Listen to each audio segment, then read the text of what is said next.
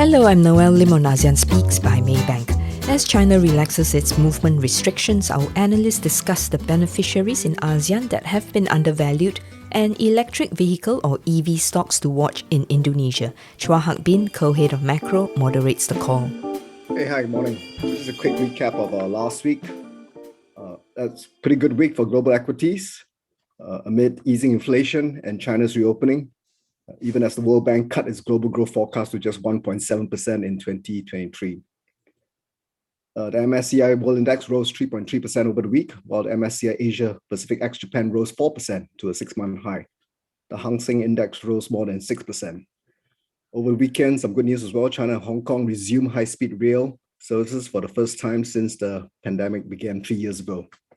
Oil prices posted its largest gains in 3 months, boosted by hopes of a recovery in China demand. Brent oil rose to $85 a barrel for an 8% plus gain for the week. In the FX markets, the DXY dollar index ended the week near a 7-week low, while the Japanese yen jumped more than 3% to a 7-month high against the US dollar. On speculation that the BOJ may tweak its yield curve control policy or abandon it altogether with rising inflation. The Singapore dollar touched 1.319 last week against the dollar, levels not seen since early 2021. This week, some of the key data releases will be the US December retail sales, producer prices, and several housing indicators. Inflation data will be out for the Eurozone, Japan, UK, and Malaysia. There are monetary policy meetings in Japan, Indonesia, and Malaysia. For Indonesia, JUE is expecting BI to hike by 25 basis points at the meeting this week. We will have Suhaimi later to talk about a Bank Negara's policy meeting. Markets will also be watching out for the China Q4 and 2022 GDP growth. Indonesia, Malaysia, and Singapore will also be reporting December export data. And for Singapore, we're expecting to see a third consecutive month of export contraction in December. Some of the key company earnings out this week include Goldman Sachs, Morgan Stanley, Elko, Netflix, and Procter & Gamble. Let's bring in Anand. Anand, for the first edition of the ASEAN Strategy Fortnightly, what are the key highlights and themes for the year ahead? I think last year, Indonesia, Singapore, and Thailand outperformed. So I guess for this year, which ASEAN markets would you rank as being the most likely top 3 outperformers? Yeah, hi guys, hi Urban. So, as you mentioned, in 2022, you can see the performance here on your screens. 2020 year to date, we had 3 of the ASEAN markets actually ending up in absolute terms. Although in US dollar terms, only Singapore was higher, and that was quite a chunky 5%. So I think, as we enter 2023, the heads of research are in a bullish state of mind. These are the most updated target or 12-month target prices and 23 target prices you see on your screen in front of you. And we're seeing upsides basically for all the ASEAN markets this year. I think the ones which outperformed last year, like Indonesia and Thailand in particular, are looking a bit more challenging this year, despite the upside to target prices. In my view, when you look at their earnings growth in 2023, which is forecast, it's quite middling. So 6 to 7% is what the heads of research are looking at, and that compares to valuations, especially in the case of Thailand, which are already quite stretched from investors, preempting the reopening thematic, especially the China reopening thematic. I personally like the laggard markets quite a lot going into 2023. I mean, Malaysia is obviously one of them, and I've already spoken about Malaysia exhaustively in previous calls. But let me focus on Vietnam and the Philippines.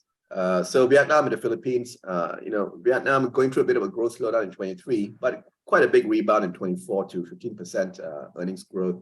What's interesting about that market is our heads of research, Hui and Tan, have done some scenario analysis. And in their view, the 2 bad scenarios they have already discounted at current market levels. And the ugly scenario where the VN index could fall by another 25, 30% is only a 10% probability.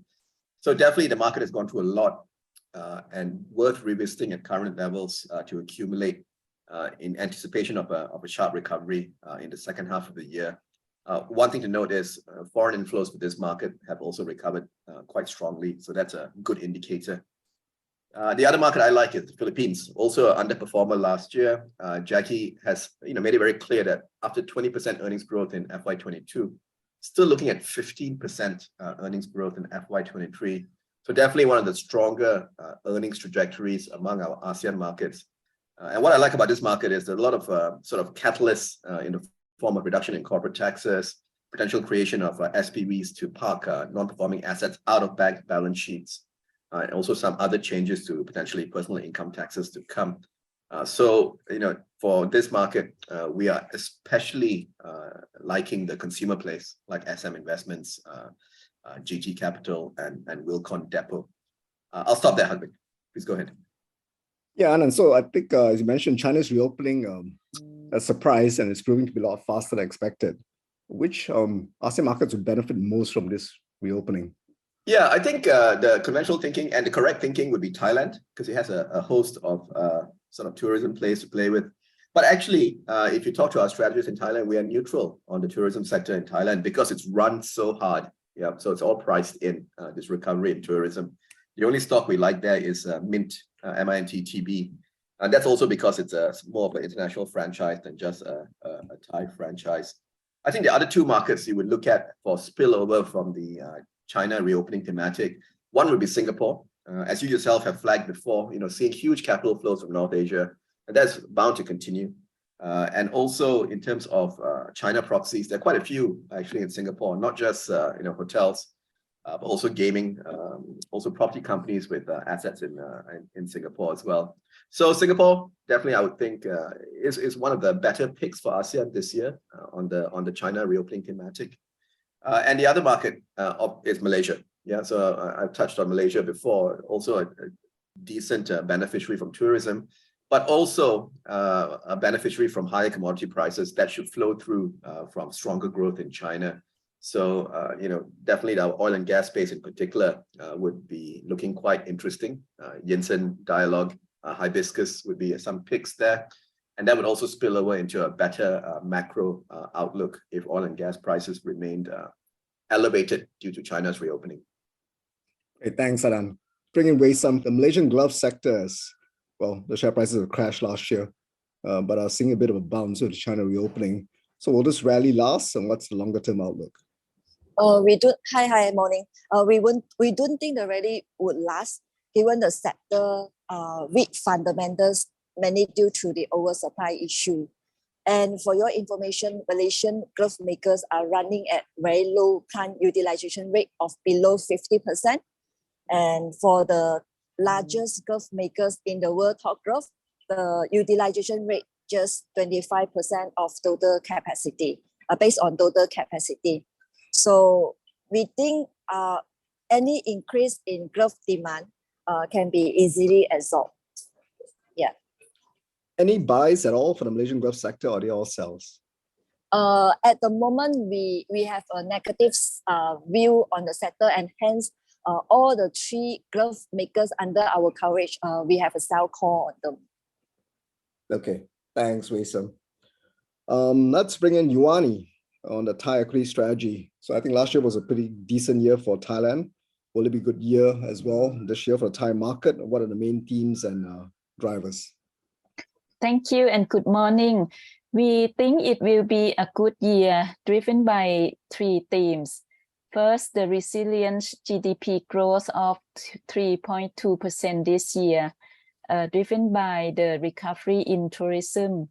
Secondly, the inflation that could be more tamed, lower to 3% from 6% last year, making the interest rate increases more moderate. And thirdly, the general election due in May could boost consumption and government investment. And generally, the general election should be positive for the set. So I saw some good news as well that Thailand is set to officially open Bangkok's Bang Sui Grand Station, the railway station that will connect all the three main airports.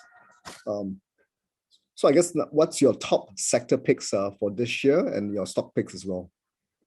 Yes, we prefer laggards with good earnings visibility. The sector top picks are first, the consumer finance, secondly, the retail sector, and thirdly, the restaurants. Our top picks are the consumption-driven names such as Tit Law, CPO, and M. Joanna, you mentioned briefly that the markets actually tend to move out before elections, but isn't this elections a bit of a risk and concern, given we don't know who will actually come in? Well, we think Mr. Prayut will continue as the Prime Minister. He has pretty much the 250 votes from the senators. And we think that for that reason, the major parties likely to be Pheu Thai will gravitate around him. And so we think he will have the majority and he will come back as the next Prime Minister. In that sense, that should reduce the market risk because it will be a continuity in policies. Okay, thanks, Yohani. Thank you. Jasada, on the Thai banks, what's the outlook for this year and what are the positive drivers and risks? Hey, good morning. For the Thai banks, we expect the banking sector to outperform the market this year due to the improving earnings and also the ROE. And in terms of the asset quality, the NPL to increase, but we believe that the credit cost to decline year on year in 2023.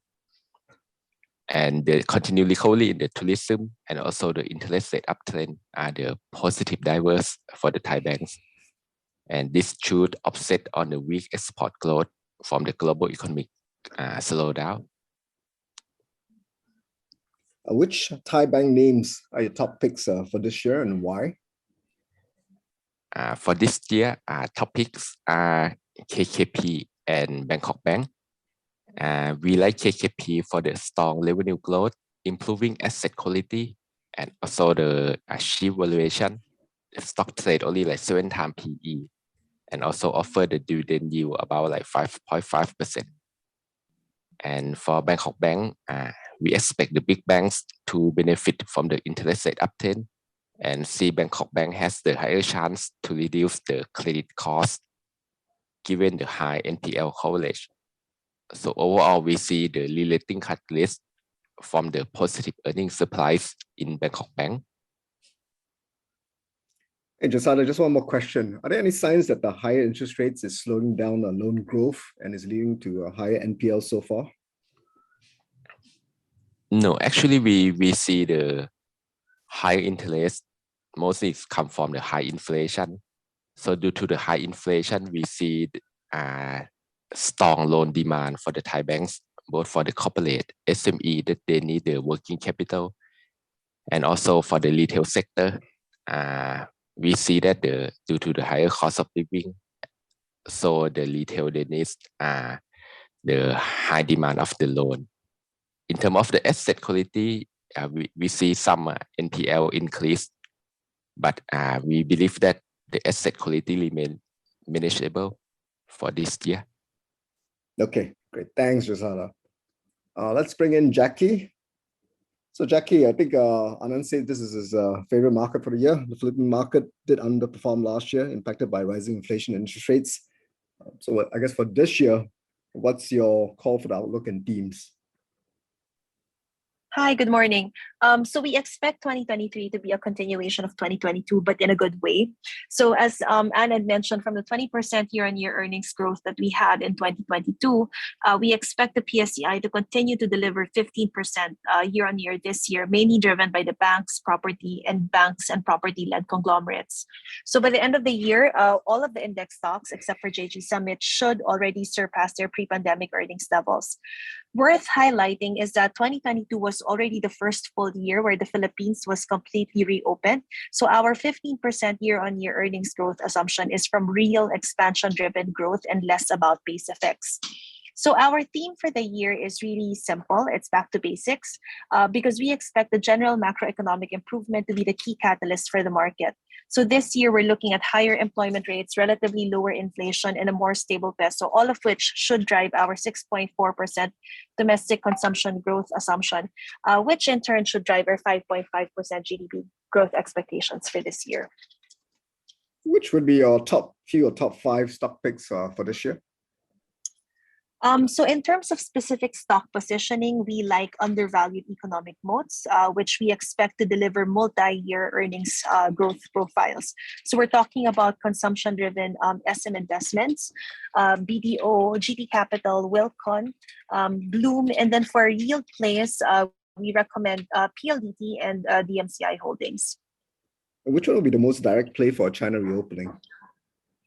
I would say Bloom, which is the biggest casino company here in the Philippines, would be the best play for casino for China reopening. But right now, our growth expectations for Bloom is really hinged on domestic foot traffic. So anything any foot traffic from China will definitely just be an upside on top of the double-digit growth that we're already expecting this year for Bloom. Okay, thanks, Jackie. Thank you. Daphne, I guess for the Philippines consumer sector, what's the outlook for this year? What are your positives and negatives? Hi, good morning. So we maintain a neutral view on the valuation-battered consumer sector as inflation and forex volatility continue to be key headwinds in 2023. We remain cautiously optimistic as the lagged effects of inflation weigh on domestic purchasing power and expect inflation to continue to alter the spending behavior of Filipino households, even for essentials. Meanwhile, for forex volatilities, this may impact FMCGs directly as imported commodities account for 40 to 50% of the raw materials of URC, CNPF, and Mondanisin, which in turn account for 52 to 75% of total COGS, such that any spikes to raw materials directly impact GPMs. Whereas key catalysts for this year are sustained mobility and lower personal income tax. The second tranche of the reduction in personal income tax rates will be implemented starting January of this year, and we view this as a catalyst that should support shrinking household income. And likewise expect raw material prices and GPMs of consumer companies to stabilize in the second half of this year. Which Philippine consumer stocks are your top picks? All right, our top picks for the sector are currently URC and Wilcon for their market leadership, strong brand equity, and quality management teams. For URC, return to school spending should drive basket sizes, with upside coming from its established presence in international markets.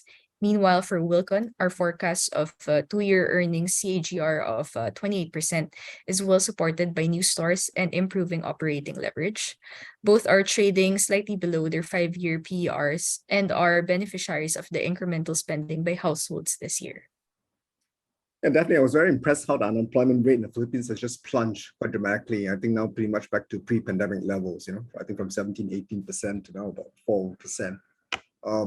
So do you think this labor market recovery is real and wages will start to rise and support the consumer? I think on the unemployment side, it's been improving as we've seen in the past few months, but there could also be a seasonality factor given that the fourth quarter is one of the heavily employed season, given that it's a holiday season. So there definitely is some frictional employment there. But moving forward, we are more positive on the employment rate in the country as the economy reopens and more jobs are being created. Great, thanks, Daphne. Let's bring in Richard on Indonesian metal. I think, Richard, you just initiated coverage with a thematic report on Indonesia becoming the global EV hub. Can you share some of the main drivers and catalysts for your optimism on why Indonesia will emerge to become a major hub? Yeah. Hi, good morning, everyone. Yeah, so we believe Indonesia is in a key strategic position to become a global EV manufacturing supply chains. And there's several reasons. One is because we currently hold the largest nickel resources in the world. We account for about 22% of global nickel resources. Second, we are also the largest nickel producer in the world. We account for about 47% of global nickel production. And it has risen a lot over the past 5 years, growing more than 5 times due to strong government support from the downstreaming policy. And lastly, although the current nickel production that we produce is in the form of class 2 nickel, which is the which is used as a raw material for stainless steel making. But due to the newly found technology called H-pulse smelters, it's able to convert Indonesia low-grade nickel to become a class 1 nickel supply. And we believe with this new technology, it will drive Indonesia nickel production over the next 5 to 10 years, making us the biggest nickel supplier for EV battery raw material. Richard, which Indonesian names will be the big beneficiaries of this major transformation and growing EV hub? Yeah, so because of the reasons that we mentioned previously, it has attracted many global investment coming to Indonesia, as many companies are racing to secure supply chain in the EV supply chain. And we identify several companies that benefit from this trend. One is Vale Indonesia, Inco. They currently produce nickel mate, and they have partnered with Huayo, which is the pioneer in the H-pulse technology. They plan to build 2 H-pulse plants and will operate in 2025 beyond. And with this continued growth in our organic demand, as well as these new projects, we forecast the company to have an attractive of 14% earnings CAGR over the next 10 years. And aside from Inco, we also like Merdeka Copper. They have a diverse multi-asset among gold, copper, and nickel. And in the nickel segments, they have a close relationship with Singsan, which is also a pioneer in the H-pulse technology. They also plan to build H-pulse plant in 2025 beyond. And aside from that, they also have a large asset in the copper resources comparable to Grasberg, owned by Freeport. And with this new project, we forecast a 35% earnings CAGR growth for Merdeka Copper. So these two companies will definitely have a benefit from this rising trend. Richard, I saw the news about Tesla as well, making a big investment in Indonesia. Is that happening? And would that have a huge impact? Yeah, so there's been rumor that Tesla is planning to set up a manufacturing hub here in Indonesia. I think it has been going on for the past 1 year, but so far we have not received any official confirmation either from the Tesla and from the government. But we do see a possibility that Tesla coming in here, because I think there's a rising trend from the global EV manufacturing. They want to secure supply, right? And Indonesia, they have a large resources. So I think there's a high possibility that Tesla might want to set up their operation here in Indonesia. Great, thanks, Richard. Just remind again that we won't be having our call next week because of the Chinese New Year holidays. And to all my Chinese colleagues, have a good Chinese New Year celebrations and break. Thanks. For specific advice, speak to your trading rep and download our reports on the Maybank Trade platform. And may you have a prosperous Chinese New Year. I'm Noelle Lim on ASEAN Speaks by Maybank.